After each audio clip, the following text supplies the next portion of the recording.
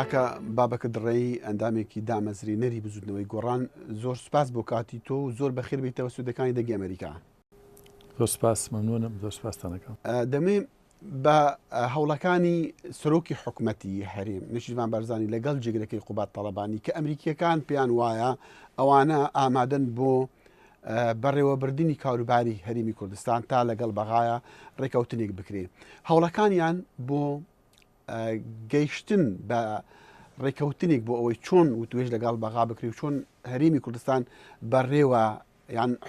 حکمڕانی بکرێ. ئەو هەوڵانە تا ئێستا چۆن و بەتایبەتش لەگەڵ ئێوەی بزودنەوەی گۆڕان.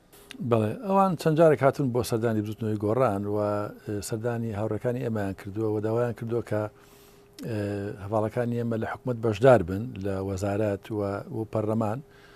چونکە خۆتان نەزانن کە سەرۆکی پەرلەمان کاتی خۆی لە هەولێر ڕێگای پێگیرا و وەزیرەکانی ئێمە دەرکان لە ناو کابینەی کاک نەچیروان بەرزانی. ئەو دۆخی کە دوای ڕێفراندۆم دروست بوو و شکستی ڕێفراندۆم لە کوردستانە بەو شەوی کە کرا، گۆڕان لە سەرەتاوە ناڕازی بوو تا ئەخیر، ینی دژی ئەو بوو کە ڕێفراندۆم بکرێ و دەنجی خۆی گەیاندە لایەنەکانی کە ئانویست ڕێفراندۆم بکەن و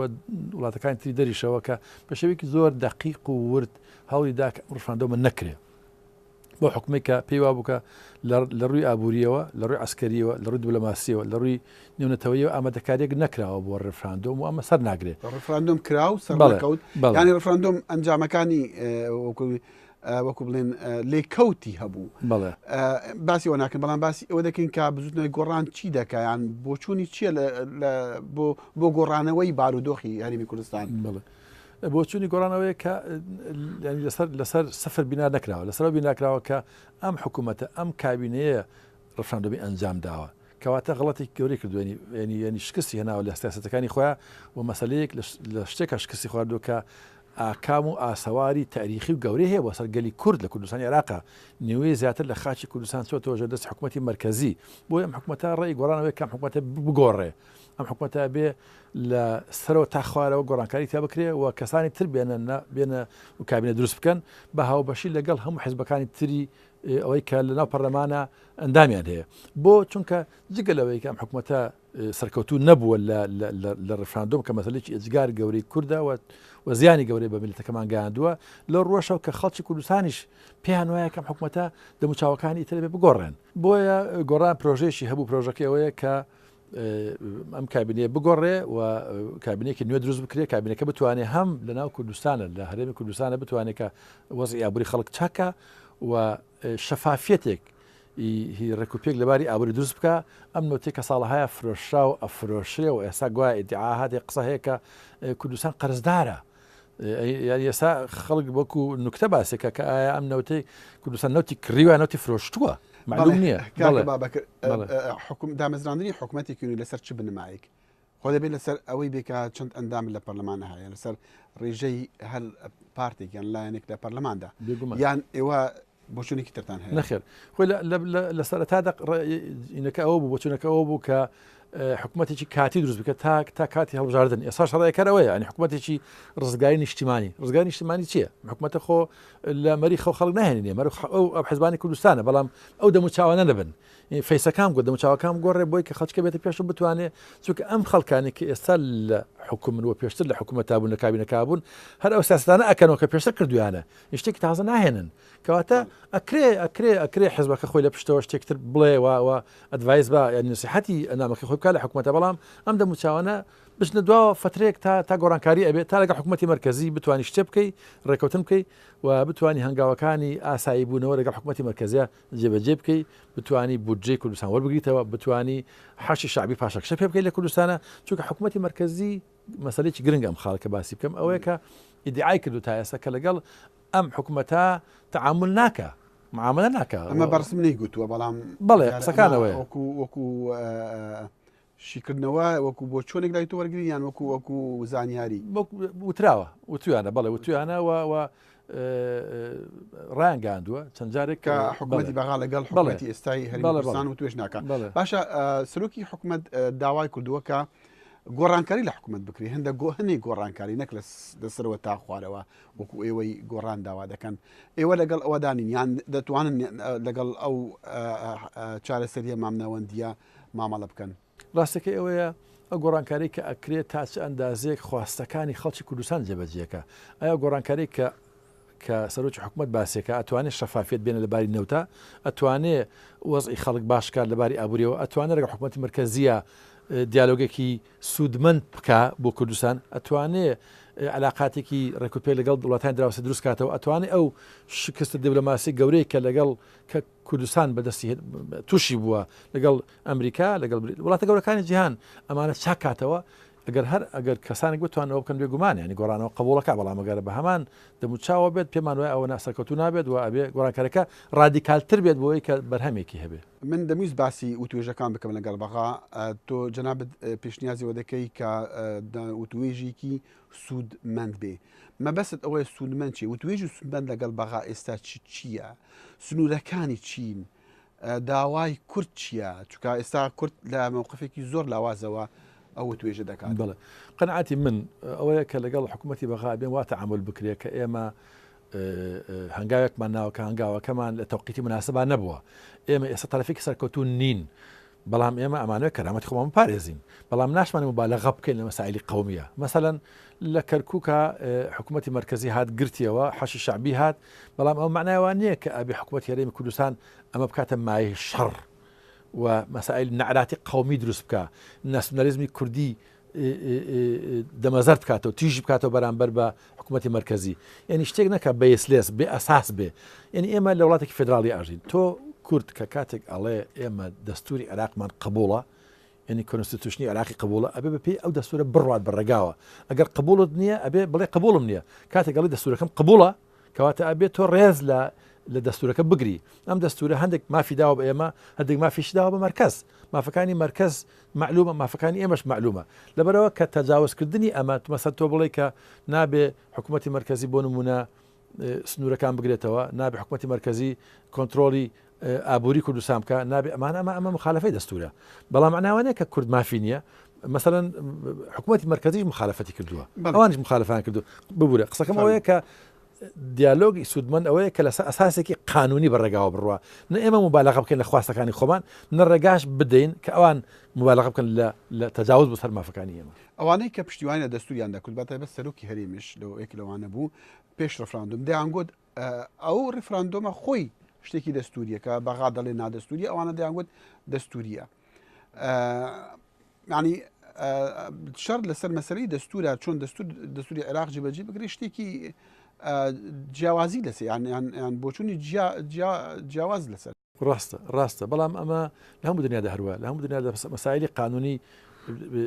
کۆنترۆڤێرشی یعنی مناقەشە لەسەری هەیە گرنگ بۆ ئێمە ئەوە بوو کە ڕەهبەرانی کوردستانی عێراق تێب بگەن لەوە کە تەوقیتی مناسب تەوقیتی گونجاو چییە بۆ جێبەجێکردنی دەستورەکە هەندێک مادەی پلاستیکیتی هەیە هەموو قانونی شوایە هەندە جار قانون دانەر خۆی بە ئەنقەست هەندێک مادە پلاستیکی ئەنووسێت بۆ ئەوەی کە مەجای تەفسیری هەبێ من وەک محامێکەوە قسەی بکەم یانی لەبەرەوە دەستوری عێراق مەجای ئەوەی تایە کە فدراڵی مەسەلەن بە شێوەیەکی قانونی جێبەجێ بکرێ و حتا ڕفراندۆمیش قەدەغە نەکراوەتەیە بەڵام تۆ کە ڕفراندۆمەکەی بۆ جابوونەوە تەوێت جابیتەوە لە حکوومەتی مرکزی ئەمە بێگومان ئەچێتە بابی سیاست لە قانون دەرەچێ ئەچیت هەنگاوانەی لە مەجای قانونی بۆ مەجارێکی سیاسی کە ڕەنگە ئەمە نعراتی قومی عربی و شۆڤینیزمی عربی و حتا تائیفی العێراق بەهێز بکەی وكواتە توقيتي مناسب هەموو شتێک توقيتي خۆی هەیە ئەمە لە تەوراتە هاتووە کە مردن کاتی خۆی هەیە پێکەنی کاتی خۆی هەیە ئەمە توقيتێکی مناسب شاری کەرکووک چۆن دەبێت بە بۆچوونی ئێوە ئەگەر وتوێش کرا کورد داوای چی بکە لە کەرکووکە چی بکرێت چونکە شوێنی هەرە گرنگی هەرێمی کوردستانە و شوێنی هەرە گرنگی هەرێم هەموویەتی و هەموو لایەک چاوی لێە ئێوە چۆن ئەوەیەکتان هەیە وێنێکتان هەیە بۆ کەرکووک دوای وتوێژەکان ئەگەر کرا نەگەر بەغا ئەگەر مادەی 140 اعتیباری مابێ چونکە ئێستا هەندێک قسە هەیە لە بەغا کە مادەی 140 تەواو کۆتایی پێ هات دوای بەڵێ کوردش کە داعشات گوتی 140 نەما بەڵێ هەر کەسە بە تەفسیری خۆی بەغدا بە تەفسیری خۆی ئەڵێ نەماوە کە على ئەساس ئەوەی تر کەرکووک لەژێر دەستی بەغدایە کورد ئەو کاتەوە ئیدعایا کرد کە لەژێر دەستی ئێمەیە هەردوو لا مادەکان ڕەفز کردەوە بۆ بحكم وضعی تازە بەڵام مادەی 140 ئەساسەکە ئەوەیە کە ئاساییکردنەوەی وەزع لێ بێ سەرژمێری بێ ئەنجا ئەوە بێت دەنگدانە بێت بۆی کە ئەم خەڵکی کەرکووک چی ئەوێ پێم وایە ئێستاش ئەوە شتێکی باشە ڕێی من وەیە کە ئێساش ئەمە ئاساییکردنی وەزعەکە لەوێ و سەرژمێریکردنی خەڵکەکان نفوسی ئەوێ چەنە و خەڵکەکان چیان ئەوێ شوێکی دیموکراتی پێم وایە ئەمەش هەساسێکی دیموکراتیانەیە بۆ چارەسەری مەسەلەی کەرکووک. باشە دەستوری عێراق و سیستەمی فیدرالی وایە کە هەر شوێنێکی سیادی بێ وەکو سنوورەکان وەکو فڕۆخانەکان ئەوانە لەژێر دەستی ناوەند بێ. تۆ وەکو کوردێک لە هەرێمی کوردستان وەکو پارتێکی سیاسی لە هەرێمی کوردستان چۆن دەبینن کە ئێستا حکوومەتی ناوەند حکوومەتی بەغا داوا دەکە هەموو ئەو خاڵە سنووریەکان فڕۆخانەکان بکەونە دەستی ناوەند؟ دەزانی من وەکو کوردێک بێگومان پێم ناخۆشە وەک ئینسانێکیش پێم ناخۆشە کە کورد مافی ئەوەی نەبێ کە حکمی خۆی بکە، ینی مافی ئۆتۆنۆمی مافی فدرالی مافی کۆنفدرالی مافی جیابونەوە مافی کە ڕەوای ئێمە بەڕاستی مافێکی زۆر زۆر یونیڤەرسالە ئەم مەسەلانە مەسەلەکەونە لە عێراقا بێ ئەمانە مافی حقوقی یونیڤەرسالن کە هەموو جیهان اعتراف پێ کردو لەوە لە یاساکانی نەتەوە یەکگرتوەکانە هاتووە کە ئینسانەکان و خۆمیلەتەکان توان مافی چارەنووسی خوانن هەبێ، بەڵام ئێمە حقیقت شتێکی گشتی نییە، حقیقت شتێک کۆنکرێتە. ئێمە باسی کوردستانی عێراقەکەین و باسی عێراقەکەین. عێراق وڵاتێکە کە ئازانی تاریخێکی چۆنی هەیە و کوردستانی ئێمەش چیمان کردووە ئەم فترەی پێشوو. ئێمە ئەبێ باجی غەڵەتەکانی خۆمان بدەین. ئێمە غەڵەتێکمان کردووە کە لە تەوقیتێکی نامناسب هەنگاوێکی نامناسبمان ناوە. ئەم تەوقیتە نامناسبە کە هەنگاوی باجەکەی بداتن خەڵک دێدا حیزبەکان نایدەن، ینی ڕەهبەرەکان نایدەن، ڕەهبەرەکان ژیانیان خۆشە. ڕەهبەرەکان داوایەوە نەکەن کە ڕەهبەرەکان ئەوانەی کە دوای ئەوەی کە سوور بوونە سەر ئەنجامدانی ڕەفراندۆ ئەوانە باجەکەی بدەن نەکردومانە. وەک زوتنی گۆڕان داواکاری ئێمە ئێستا کە ئەڵێن دەموچاوەکانی حکوومەت بگۆڕێ ڕەنگە ئەم دەموچاوان هەندێکیان زۆریش تونگ نەبوو من لە مەسەی ڕەفراندۆمە، بەڵام کە داوامان کرد ئەوام گۆڕێ بۆ معنایە کە ئەمانە بەشدار بوون لە لیژنەی باڵای ڕەفراندۆم بوون، ئەمانە هەندێکیان وە بەشدار بوون تایەوە و هاوکاریان کردووەوە ئەم غەڵەتە گەورەیە ڕوویدا. ئێمە بۆیە گۆڕان ئێوە گۆڕانکارێ لە کابینەکابێ بۆی کە ئەمە بە خەڵک بڵێ کە بڵێ ئەوانەی کە غەڵەتیان کرد ئەوانەی کە فەلتیان کرد ئەوانەی کە باجەکە بدەن باجەکە شێوە لە کورسەکانن لابچن. ئەوەی سەرۆکی هەرێم کردی یەکی لەو شتانەیە بەڵێ ئەوەی سەرۆکی بەڵێ ئەو ڕەنگە بە زەختی ناوخۆی نەبوو بێ، بەڵام بەرحاڵ زەختی دەولی و زەختی ئیقلیمی وای کرد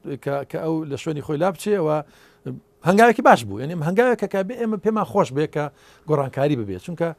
زۆر شتێکی باشە کە ئینسان غەڵەتێکە دامە غەڵەتەکە بنێ و داوای لێ بردم کە هەندێک لە میلەتەکەی کە چونکە تۆ ئەڵێ عەرەب ئەڵێ الئومور بنەتایجها، ئەم مەسەلەیە نەتیجەکەی دیارە، نیەتەکە هەرچی بێ ڕەنگە نێتێکی باش بوو بێ ڕەنگە نێتێکی خراپ بوو بێ ئەمە گرنگ نییە، گرنگ عەرەب ئەڵێ الئومور بنەتایجها، ینی نەتیجەکەی خراپ بوو بۆ میلەتی ئێمە ئەوە بوو کە ئەبینین. کاک بابەکر دەمیست باسی پەیوەندی ئێوە لەگەڵ یەکشتی بکەم وە لەگەڵ حزبەکانی دیکە، بەڵام ئەوانەی کە زیاتر ڕەنگە پەیوەندیتان هەبێت یان لە ژیانی سیاسیەوە نێزیک یەکتر بن یەکیتیە، ئێستا چۆنن لەگەڵ یەکیتی؟ ئێستا ئامادەن بە تایبەتیش کە من پرسیار دەکەم باسی هەڵبژاردنەکان دەکەم کە هەڵبژاردنەکان لە عێراق دەکرێن و هەندێک خەڵک باسی هەڵبژاردن لە هەرێمی کوردستانی عێراقش دەکەن کە بکرێن. لەو هەڵبژاردنەدا ئێوە ئامادەن لەگەڵ لایەنەکان و بە تایبەتی یەکیتی هاوکاری بکەن یان لیستی ئەوە دروستکەن یان هاوپەیمانەتی بکەن؟ ڕاستێکی ڕەنگە ئێستا ئەمە زوو بێ بۆم قسەکردن لە مەسەلەی ئەوەی کە ئێمە لەگەڵ چی هاوپەیمانیەکەین، بەڵام بەگشتی پەیوەندی ئێمە لەگەڵ حیزبەکانە پەیوەندی لە ئەساسی بەرژەوەندی میلەت بەرژەوەندی باڵای میلەت، یعنی ئێمە هیچ شتێکی شخصیمان نییە، یعنی گۆڕان بزوتنەوەیەکە کە لە هیچ مەسەلەیەکی بزنس و کۆمپانیا و نەوت و ئەوانە بەشدار نەبووە، حرەکەیەکی جەماوەریە جوڵانەوەیکی جەماوەریە بۆ قازانجی گشتی لەگەڵ پارتیشە ئێمە حکوومەت بەشدار بووین لە کابینی کاگنیچوان بەرزانیە، بەڵام دوایترەوە بوو هاوڕەکانی ئێمە لە کابینە ڕاونران و سەرۆکی پەرلەمان ڕێگای پێگیرا، بەڵام دیسانی ئێمە ئامادەین بۆ هاوکاری بە مەرجێک هەر کەسە غەڵەتەکانی خۆی لە ئەستۆ بگرێ، کەسێک غەڵەتی خۆی لە ئەستۆ ناگرێمە هاوکاری لەگەڵ ناکەین، ئێمە هاوکار نابین، یعنی ئێمە دیسئۆبیدینس، یعنی ئێمە لەگەڵ ئەو هاوکار نابین، ئەمە ئەکەین. جگەلەوە لەگەڵ یەکێتی نیشتیمانی کوردستان ئێمە دیسان هاوکار بین و پەیمانێک هەبوو هاوکاری بکەین پێکەوە بەداخەوە بەشێک لە یەکێتی هاوکار نەبوون بۆ ئەوە ڕێگریان کرد لە بەردەم جێبەجێبوونی ئەو اتفاقێکە هەبوو. ئێستا بارودۆخ چۆنە بۆ گەڕانەوەی ئەو اتفاقە؟ ئێستا هەموو کاتێک بارودۆخ باشە، هەموو کاتێک بارودۆخ باشە، چونکە هەموو ئەو 25 خاڵی ئەو اتفاقیە هەر 25 خاڵەکەی کە ئەگەر جنابتانی هەر کەسە بیخوێنێتەوە ئەزانێت کە لە قازانجی گشتیە هیچی دانەنراوە بۆ قازانجی حیزبێکی مشخص یا بۆ کەسێک یا بۆ سەرکردەیەک لە قازانجی خەڵک بوو، بەڵام ئەوان نیان کرد بەشێک لەوان ڕێگریان هۆیەکان چی بوونکانە کرد بەشێک ئەوانی کار ڕێگری ئەوانە نیان کرد، پێم وایە پیان وا بوو ئەمانە جێبەجێ بکرێ بەشێکی پارتی ڕێگری بوو لەوە، يعني پارتی پێوا بوو ئەمە ئەجندای گۆڕان جێبەجێ ئەجندای گۆڕانیش لە ئەساسە ئەجندایەکی ڕادیکالترە و بۆ لەو لە ئەجندای ئەوان دوورەکە هەیمەنەی حیزبیە و هەیمەنەی بنەماڵەیە ئەمان نەئەگونجا بە کوردەکەی ئەمە لە وڵاتە لە هەموو دنیادا هەیە ینی ئەبینین کە دوو حیزب ئەجنداکان جیاوازە لێک ئێمە ئەجنداکەمان ئەجندایەکە بۆ قازانجی گشتی کۆمەلگا و عدالەت جێبەجێ بکە عدالەت و قانونگەرایی عدالەت و قانون ئەوان لەگەڵ عدالەت نین هیچ کە لەگەڵی نین لەگەڵ قانونگەراییش نەبوون چونکە ئەگەر قانون لەگەڵی بوونایە ئەو بۆ شێوە نەبوو دنیا سەرۆکی هەرێم زوو شۆری خۆ بەجێ هێشت و گۆڕانکاری زۆر باش لە کوردستان ڕووی ئەدا و جۆرێک لە دەساودەستی دەسەڵات ئەمانە جێبەجێ بووکە ئەمانە بەداخەوە نەکرا لە کوردستانە کە نەکرا بۆ شێوەی لێهات کە لێهات لەگەڵی شێتیا ئێمە ئامادە بووین بۆ هاوکاری و هەموو کاتێک زمینی هاوکاری هەیە بەڵام وەزعی خودی یەکێتی خۆشی وەزێکی باش نییە بەداخەوە ینی وەزەکان لەناو خواندا وەزێکی بوومە لەرزەی گۆڕانکاری لە کوردستانی عێراقا و هوشیاربوونەوەی خەڵک لە کوردستانی عێراقا بە ئەندازەیەک پێشکەوتووە کە لەناو خودی یەکێتیە جەناحێک کەسانێکی زۆر قبول ناکەن کە ئەو سەرکردانی پێش حکومڕانیان بکەن قبول ناکەن کە بەشە لەو سەرکردانە بەو شێوەیە ئاقاری حزبەکە بەرن کە لەگەڵ قازانجی گشتی نییە ئەمانەی تر هەستیان پێکردو کە وەزەکە بۆ شێوە ناڕوان بۆ گۆڕان ئەو شتە قبولەکە لەسەر خۆی کە هەندێک وەکو جناب دەڵێ سەرکردەکانیان کە لە دامەزراندنی گۆڕانە کە پێش دامەزرانی شەر لە گەلێکێتی بوون و ئێستاش هەر ئەوانە ماون کە دەزانم هەندێک گەنجی نوێ لە زودنەوەی گۆڕانە دەرچوونە شوێنیان بین و بەڵام ئەوانەی کە ئێستا خاوەن دەسەڵاتیان ئەوان خاوەن بڕیارن هەر ئەوانەی سروچاوی کۆن و ئەوانەی کە تۆ جەناب دەڵێ داوا دەکەن لە پارتیا یان لە یەکێتیا بگۆڕێن گۆڕان قسەی من بۆ گۆڕانی حزبەکانی کە مەسەلەکەم گەنج و پیریان نەبوو ئەسڵەن مۆزۆکە سیاسەتەکانیان و پۆلیسیەکانیان بوو ینی کە منەڵێم لە پارتیان دەکەڵ خەڵک خۆشە کابرە تەمەنی 80 ساڵ بێ بەڵام پۆلیسێکی باشی هەبێ سیاسەتێکی باشی هەبێ بەڵام گۆڕین دەموچاو جەناب لەبەرەوەی کە غەڵەت بووە لەبەرەوەی کە شکست هاتووە لەبەرەوەی کە شکستەکان معلومە ینی خۆ ئێستا کاکنەشوان کە ڕەهبەری ئێمە بوو و کۆچی کرد کەسێک بوو تەمەنی 72 ساڵ بوو بەڵام ئێمە من یان ساڵیشم لەگەڵا کردووە تەمەنی هەبوو بەڵام ڕادیکال بوو ینی ئەو قازانجی گشتی کاریە کرد لە پارتیش ئەشێ کەسێک تەمەنیشی هەبێ بەڵام سیاسەتەکانی لە قازانجی گشتی بێ مەسەلەکە ئەوە نییە و لە یەکێتیش بە هەمان شێوە خەڵکێک گەنجە خۆ بەڵام لەگەڵ سیاسەتێکی ئەوە نیە کە بە قازانجی گشتی بێ بەڵام دیسانیش لەگەڵ جەناب قسەکەتەوە ئەبێ ئەوانەی کە تەمەنێکان تێپەڕاندووە وردە و دەڕێگا بدەن کەسانێکی گەنج بێنە پێشەوە ئەمە لە گۆڕانیش ئەبێ بکرێ و لە گۆڕانیش کاتی هاتووە ئەبێ بکرێ لە گۆڕانە جەدەلێکی لەو بارەوە بەڵام دیسان گۆڕان سیستمی حزبی گۆڕان بەم شێوەیە کە بەشێکی دەستگای تەنفیزیە کە حوت کەسە دەستگایەکتر هەیە کە جواتی نیشتمانیە یاخود بڵێ سنترال کۆمیتێ یاخود کۆمیتەی سەکردایەتەکەیەتی کە نزیکەی 60 کەسە ئەم 60 کەسەیە کە قرارێک ئەدات ئەمانی کە فقط جێبەجێ ئەکەن ئەمانیش بێگومان لە 2 ساڵە فترەکەی ئەشێ بگۆڕن ئەشێ دەموچاوی تازە بێت بەڵام خۆ گۆڕان غڵەتی نەکردووە لە بەرامبەر ملەتەکەی خۆی خۆ گۆڕان فەلتەی نەکردو خۆ گۆڕان کارێکی نەکردو بە زیانی ملەتی کورد بێت تا بڵن دەموچاوەکان بگۆڕن دیست لەگەڵەوەشە من پێم وایە کە ئەبێ گۆڕانکاری ببێ بۆەوەی کە خوێنی تازە بێتە ناو حیزبەوە خوێنی تازە بێتە ناو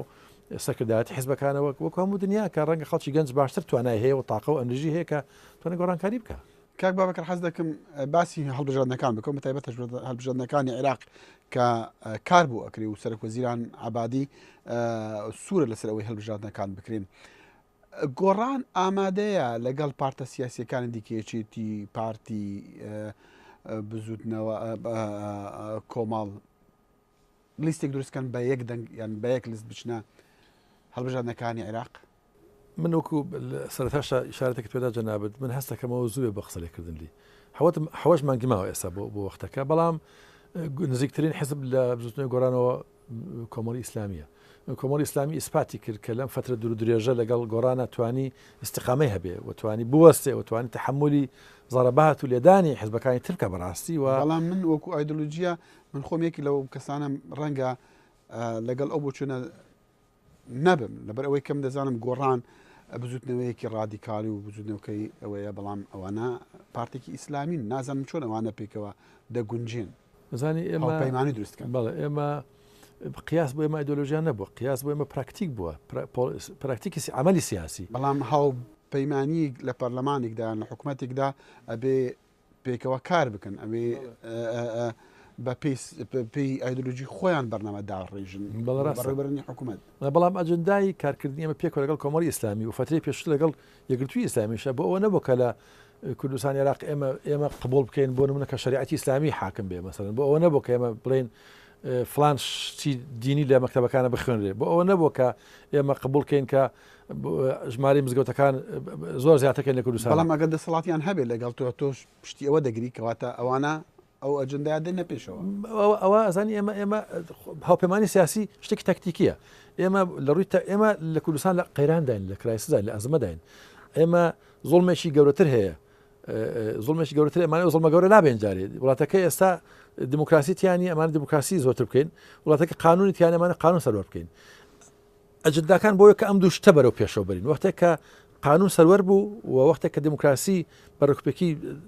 چەسپەر وڵاتەکە ئەکرێ و کاتە شەڕی ئەوە بکەین کە بەڵێت تۆ ناتوانانی فلان ئەجندای دینی خۆت جێبەجێ بکەیت. یعنی ئێستا بە پێی پراورەتی ئێمە ئەولوێتی ئێمە ئەوەیە کە دموکراسی لەگەڵ قانون جێبەجێ بکەین نەک ئەوەی کە ئێمە هەڵدەین کە ئایدۆلۆژیەکانی خۆمان بسەپێنین. یعنی ئێمە ئایدۆلۆژی ئێمە دموکراسی ینی ئەگەر حساب بکەین دموکراسی ئایدۆلۆژی بێ. ئەگەر هەڵبژاردنەکان لە هەرێمی کوردستان کران بۆ سەرۆکاتی هەرێم گۆڕان بزودنەوەی گۆڕان کاندیدی هەیە بۆ هەڵبژاردنەکانی سەرۆکاتی ئەگەر قرار بێت تا ئەم پۆستە بمێنێ ئەگەر قرار بێ ئەم پۆستە بمێنێ یاخود ئەم پۆستە جددیەتی هەبێ بێگومان گۆڕان ئەو کاتە کاندیدی ئەبێت. بەڵام لە ئەساس و قەناعەتی شخصی خۆمە ئەمە پێم وایە ئەم پۆستێکی زیادە لە کوردستانە هیچ پێویست نەبوو لە کوردستان ئەکرا سەرۆکی وەزیران حتا ئەگەر پۆستێکی سیمبولیک بێ سمبولیکش بێ من پێم وایە پێویست نەبوو. یعنی ئەم هەموو ببوورە ئەگەر ئەو قسێتەوە یعنی ئەم هەموو مەسرەفە بۆ دەستگایەکی حکومی بچوو 5 ملیۆن کەس سەرۆکاتی هەرێم و ئەنجومەنی وەزیران و پەرلەمان و ئەنجا ئەمە ڕاستی ئەمە مەسەفێکی زۆرە ینی ئەوکوەندە خەڵک باسەکە بە وەکو قسەی خۆش سەرۆکاتی هەرێم باوەڕ ناکەم مەسرەفی زۆر بچووکە سەرۆکاتی هەرێم ئەوەندە دەستگایەکی گەورە نەبووە حتا جگری سەرۆک بەداخەوە ینی کەسە نەخۆشە هیواهی چاکبوونەوەی بۆ دەکەم هەموو جا کەسمان نبینی وەکو کەس نەمان ناسی وەکو جێگری سەرۆکی هەرێم بێ هەر وەکو سەرکردێکیتی بووە بەڵ مەسرفیە بوو بەڵام مەسرفێکی قورسی هەبووە حەزەکەم ئەوانە دوایی ئەمانە هەیە لە ئینتەرنێت و لەوانە شوێنەکان هەیە کە ئەم دەستگانە مەسرفیان نەبوو ڕاستی مەسرفی قورسیان نەبوو لەگەڵ ئێستا ئەگەر وەزعەکەی کوردستان وەزعێکی قەیراناوی و لە ڕووی ئابووریەوە تێکچوە ئێستا ئەشێ مەلەفەکان هەڵدرێنەوە ئەم مەسرفم دەستگانە چی بووە هەموو دنیا هەوڵەدا کە مەسرفی حکوومەت کەم بکاتەوە وڵاتی ئێمە مەسرفی حکوومەت زۆر بووە. کاک بابەکر جەنابەت دەمێکە چەند ساڵێکە لە سیاسەتدایی و ڕەنگە هەموو سەرکردەکان و هەموو سیاسیەکانی هەرێمی کوردستان بیان ناسی بەڕای جەنابەت کام لەو سەرکردانە کام لەو سیاسیانە لەو کەسایەتیانە ئامادە ئەو کارزمای هەیە کە بتوانێ سەرۆکایەتی وەفدێکی هەرێمی کوردستان بک بۆ وتوێژ لەگەڵ بەغا. ڕاستەکە من لە بزنەوەی گۆڕانم من ناتوانم تەبلیغ کەم بۆ حزبێکی تر تەبلیغ بۆ حزبەکە خۆمەکەم ئەگەر قرار بێ من قسە بکەم من پێم وایە هاوڕەکانی ئێمە توانەوە بکەن یعنی ئێمە لە بزنەوەی گۆڕان خەڵکمانەیە توانەوە بکەن و هەر کام لە برادەکانی لە جواتی نیشتیمانی یاخود لە خانەی ڕاپەڕاندن نەتوانن قیادەیەوە بکەن و خەڵک کادری زۆر باشەیە و خاڵێکی گرنگ حەزەکەم لەم نقطەیەدا باسی کەم ئەوژەوەیە کە ئیتر سەردەمی کاریزما تێپەڕی لە کوردستان یەکی دێتەوێت سەرکردایەتی وەفدێک بکە سەرۆکاتی وەفدێک بکە بۆ وتوێژەکان کە وتوێژەکانی زۆر یەک جددین دوای ئەوە هەستیارن لە کاتێکی هەستان لە وەختێکان کە هەرێمی کوردستان وەکو جەنابەت دەڵێ لە وەزعێکی کارەساتیدایە. بەڵێ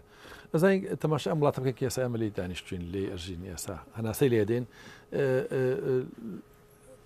ساڵ هەیە چەند جارێک سپیکەری کۆشکی سپی ئەگۆڕێت و کەسەکان چووکە سیستەمە